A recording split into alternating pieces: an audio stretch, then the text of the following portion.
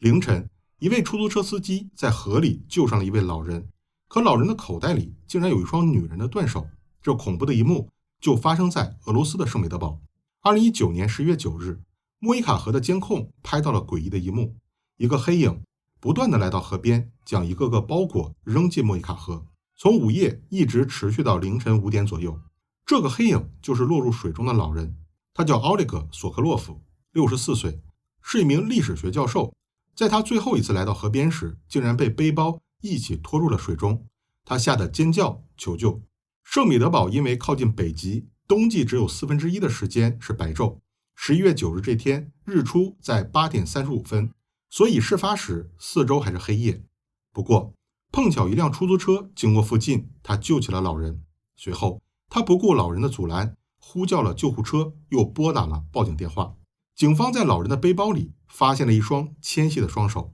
老人正是被这个背包拖入水中的。随后，警方对奥利克的公寓进行了搜查，他们发现了其他装着人体的袋子，还有一把斧头、一把钢锯、锯断枪管的散弹枪等数十件物品。警方怀疑河里还有其他的身体部位，于是又对莫伊卡河道进行了搜索。2天后，所有的包裹均被找到。经检查证实，袋子里装的是一名女性遗体，她属于圣彼得堡国立大学24岁的研究生阿纳斯塔西亚·叶先科。她不仅是奥列格的学生，也是他的情人。虽然他们年纪相差40岁，但是两人同居已经5年。奥列格是一名历史学教授，专门做拿破仑时期的历史研究。与其他的历史学教授不同的是，他酷爱 cos 拿破仑，他的学生则扮演士兵，这其中就包括阿纳斯塔西亚。这个女孩是一名谦虚又优秀的学生，她来自俄罗斯南部城市库班，出生在一个富裕的家庭，在中学时代就展现出了超过同龄人的成熟。她经常代表学校去参加各种比赛，毕业后又以优异的成绩考入了圣彼得堡大学。然而，一切的悲剧从他喜爱拿破仑时期的历史开始。2014年9月份，他成为了奥列格的学生。奥列格·科索洛夫能讲一口流利的法语，有100多篇著作，研究拿破仑的专家。2003年，法国总统甚至亲自向他颁发了荣誉军团勋章。奥列格也注意到了阿纳斯塔西亚，他常常邀请这位女学生讨论拿破仑的话题，讨论的地点从校园渐渐地发展到了公寓里，在非正式的环境里交流。这对奥列格来说，追求自己的学生已经不是第一次了，他非常有经验，只用了3个月。2014年11月份的时候，阿纳斯塔西亚就与自己的教授确定了关系，两人以陛下和约瑟芬互称。约瑟芬是拿破仑的第1任妻子。这种情况不仅仅发生在家里，他们经常扮演成拿破仑夫妇去参加变装舞会。在奥列格 cos 拿破仑时，指挥学生 cos 成士兵去布阵打仗，阿纳斯塔西亚则会女扮男装陪在拿破仑身边。与其他学生不一样的是，夜晚他也穿成这样。表面上看起来这是让人羡慕的一对情侣，但实际上两人之间却存在着很多隐患。奥列格一直承诺他并不是玩玩就算了，迟早会向阿纳斯塔西亚求婚。而单纯的阿纳斯塔西亚不知道的是，奥列格曾经以前途作为诱饵，与很多女学生发生过不正当关系，还被爆出过猥亵学生的丑闻。甚至目前的同居关系，他也不是第一个住进教授公寓的学生。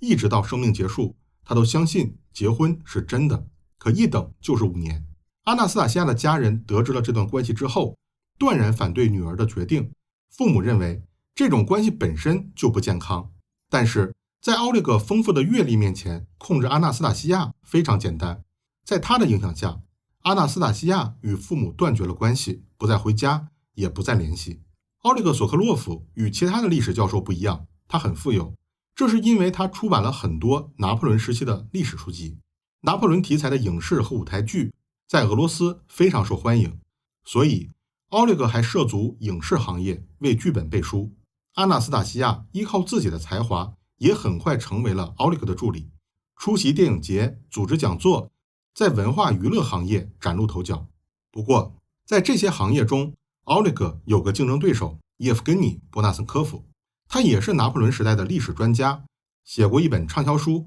《1812年战争的第1部学术史》，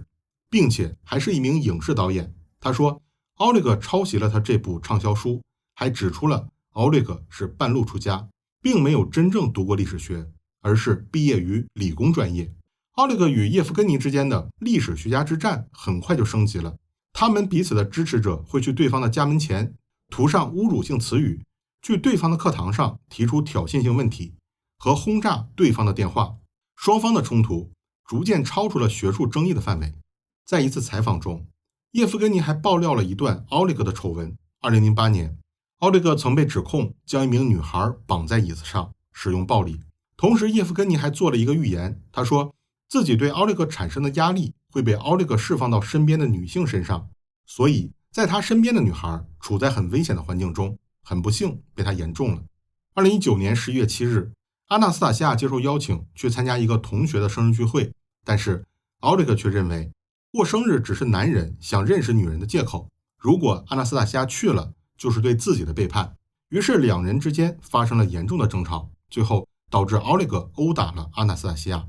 阿纳斯塔西亚哭着告诉奥列格，他已经不再爱他了。奥列格举起手机拍下了阿纳斯塔西亚当时的状态，照片中还能看到阿纳斯塔西亚被赶出公寓时的样子，当时是冬季，而阿纳斯塔西亚只穿了一件单衣，他哭着站在冬季的圣彼得堡街头，给自己的哥哥打了一个电话，并诉说了被殴打的事情。过了一会儿，阿纳斯塔西亚再次拨打了哥哥的电话，这一次他很平静，他向哥哥保证冲突已经解决，两人和好了。但实际上第二个电话是奥列格强迫他对家人撒谎。两人之间的冲突一直持续到了10月8日凌晨1点30分。奥列格从墙上取下了一把锯断枪管的猎枪，击中了情人阿纳斯塔西亚的头部，并且多次重新装弹，反复射击，中间还夹杂着身体暴力。最后24岁的阿纳斯塔西亚·叶申科因伤势过重而死亡。奥列格将女孩的尸体藏在了房间里。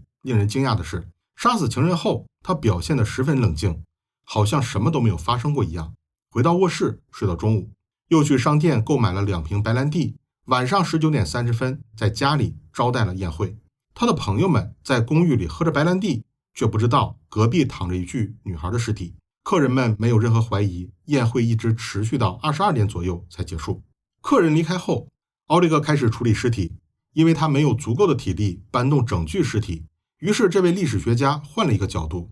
他用很多袋子做了分装，然后往返多次扔进莫伊卡河中。案发以后，圣彼得堡警方并没有通知阿纳斯塔西亚的家人，他的母亲叫加琳娜，在内政部工作，上校军衔。加琳娜说自己是从新闻中得知女儿去世的。奥列格·索克洛夫在俄罗斯是社会名人，又是学术界权威，本案被列为俄罗斯近代史中最著名的案件之一，连俄罗斯总统也过问了本案的审理过程。庭审从2020年12月初开始，持续到12月25日。奥列格·索克洛夫教授聘请了俄罗斯最昂贵的律师之一，有魔鬼代言人之称的亚历山大·波丘耶夫。他在多起女性受害案件中担任凶手的辩护律师。他为奥列格制定的目标是把刑期控制在8年之内。在庭审中，奥列格叙述当晚的案发过程，是因为阿纳斯塔西亚拿着刀冲向自己，所以自己为了自卫才开枪。但是在奥列格自己拍摄的画面中，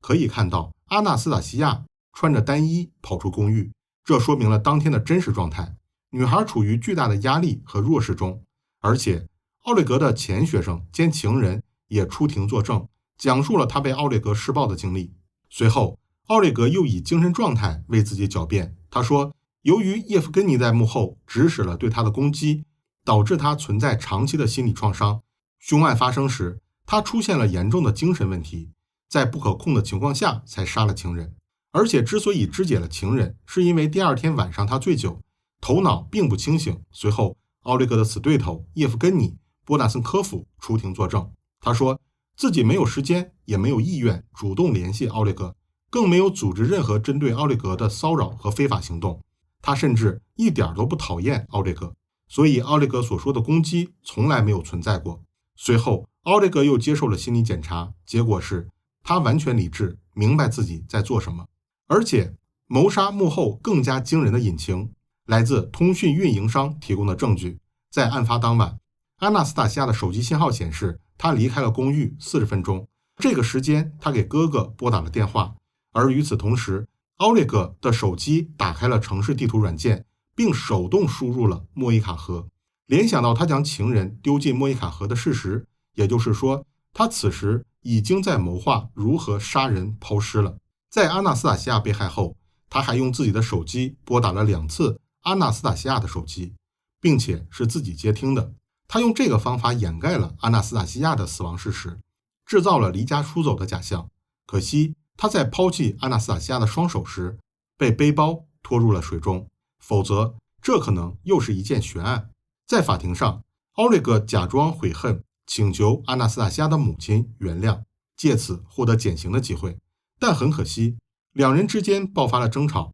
奥列格在法庭上表现出过于自大和傲慢，竟然说了侮辱性词语来形容死去的阿纳斯塔西亚。2020年12月25日，法庭宣判奥列格·索科洛夫谋杀罪名成立，判处在最高戒备监狱监禁12年06个月。2周后，奥列格的上诉被驳回，维持原判。许多俄罗斯人认为12.5年对于他来说不够严厉，但是法庭也考虑了许多减轻处罚的情况，比如他有4个孩子，其中2个还未成年，他本人也对学术有过贡献。如果不出意外的话，他出狱的时候已经是77岁了。不过奥列格不想待那么久。2022年俄乌战争爆发，奥列格希望通过参军获得减刑，不过俄罗斯的入伍年龄是65岁，因此他不能参军。可是奥列格并不甘寂寞。2023年的时候，他的家人宣布奥列格又要结婚了。结婚的对象是与他通讯的2位女士，其中1位已经住进了奥列格的公寓，就是发生谋杀案的那间。不过奥列格选中的新娘却是第2位，因为她也是一位历史老师，也喜欢拿破仑时代。结婚属于囚犯权利的一部分，俄罗斯的法律并不反对，甚至结婚后的囚犯还可以与妻子同居，监狱里有专门的住所。可惜阿纳斯塔夏这个女孩永远活在了24岁。这里是俄罗斯调查，我们下期再见。